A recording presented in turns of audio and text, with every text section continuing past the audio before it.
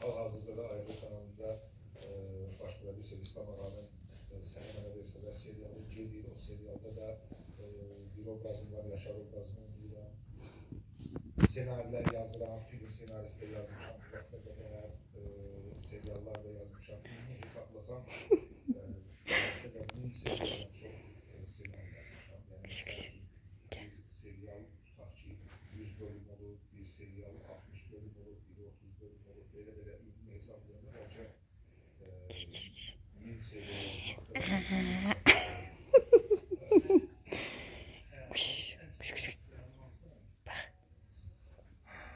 ümumiyyətlə belə deyək də, asan heç nə yoxdur. Nə iş görürsən gör, çətindir, nəysə əldə edirsən.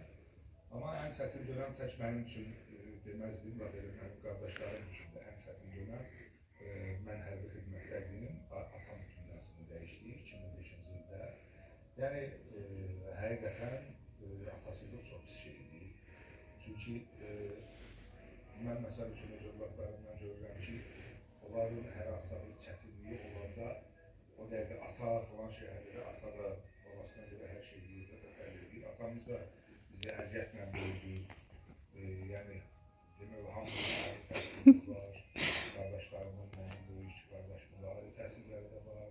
Özlərinin da var. Yəni biz 4 qardaşın hərəmizin öz işimiz, öz gözümüz var.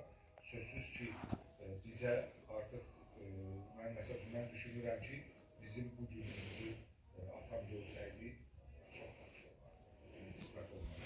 Bizim o pis günlərdən başlayıb. Əslində yəni bundan pis gün yoxdur insan üçün mən belə düşünürəm. Amma qurban Allah, yəni Allah anama can sağlığı versin. Şişnitsa.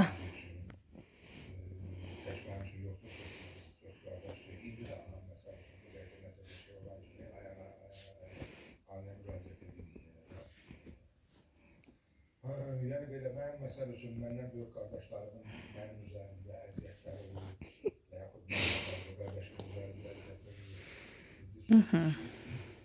Mən məsəl üçün böyük qardaşlarım ola bilər, nə varsa əsəbləşdirmişəm, neyləmişəm və onları sonradan insan dərk edir, həmən vaxtı insan heç nəyi dərk edəmir.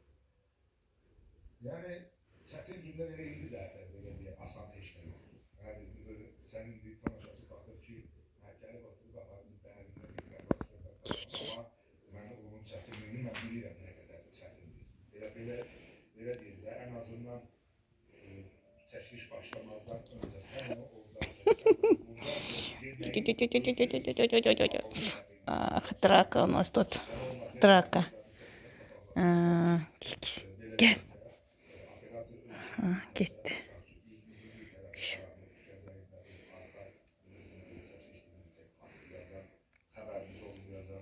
Yəni ona görə hər bir iş çətinlik olsa, öhdəsindən gəlirik, işləyir. Neçə yaşında ailəti görüyor? Mən 27. Ailəti qurduğunuz zaman valideynlərin arasında oldu mu? Özün beraber gəldi ki, yox, hanımı mən özümü seçdim. O da beni seçdi, yaxşı oldu da. Heç də dedim belə, evdəkilər də getdilər içi, onlar da sağ olsunlar.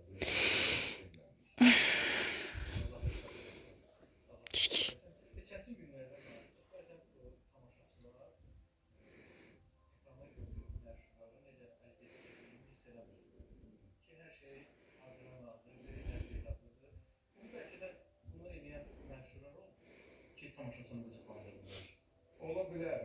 Məsəl üçün Azizimdir, mən tanıdığım elə dostlarım da var, özlərini elə aparırlar ki, məsəl üçün mən bilirəm ki, bu dəqiqə tutaq ki, 100 manata ehtiyacı var.